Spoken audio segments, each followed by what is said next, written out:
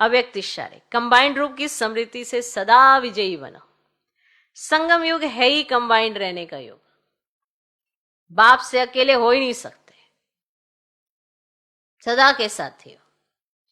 सदा बाप के साथ रहना अर्थात सदा संतुष्ट रहना। बाप और आप सदा कंबाइंड हो, तो कंबाइंड की शक्ति बहुत बड़ी है। एक कार्य के बजाय 1000 कार्य कर सकते हो। आपको लगेगा मैं एक कार्य कर रहा हूं, पर आप कंबाइंड इतने हो कि आप एक के साथ 1000 कार्य कर सकते हो, क्योंकि 1000 भुजाओं वाला बाप आपके साथ है। आपके पास 2 भुजाएं हैं, पर उसके पास 1000 भुजाएं हैं। तो जब आप बाप के साथ कंबाइंड हो जाते हो तो 1000 भुजाओं जितनी शक्ति आपके पास आ जाती है। बुद्धि आपकी, पर बुद्धि को दिव्य बुद्धि बनाना बाप का कार्य है, तो कार्य होता जाता है। आप एक कार्य करने जाते हैं, 1000 कार्य साथ हो जाते हैं। कब? क्योंकि आप उसके साथ कंबाइंड रहते हैं। तो जब आप कंबाइंड रहेंगे तो इस बात का अनुभव कर सकेंगे, वरना आपको ये सिर्फ बात लगेगी, इसमें बात में भी बात नहीं लगेगी।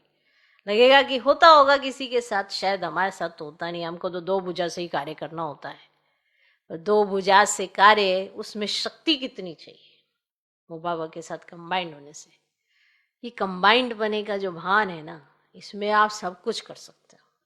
और संगम युग तो है ही है कंबाइंड रहने के लिए। और किसी युग में आप कंबाइंड नहीं रहेंगे, चाहे देवी देवता बनेंगे लेकिन कंबाइंड नहीं होंगे। संगम युग ही एक है जब आप कंबाइंड होते हो, आपके पास सब कुछ है। सिर्फ ये संगम है। हो सकता है आने वाले समय में आपको इस बात का एहसास हो कि हमने अपना समय यूं ही गवा दिया दूसरों को देखते देखते, जबकि हम बाप के साथ कंबाइंड है कि बहुत कुछ कर सकते थे।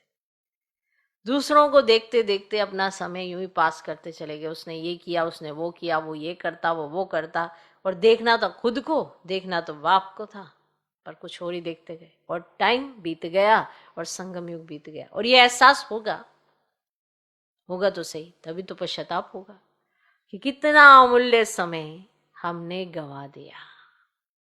तो कंबाइंड रह के आप इस युग को जीना सीखें। ओके, तो 1000 भुजाओं वाला बाप आपके साथ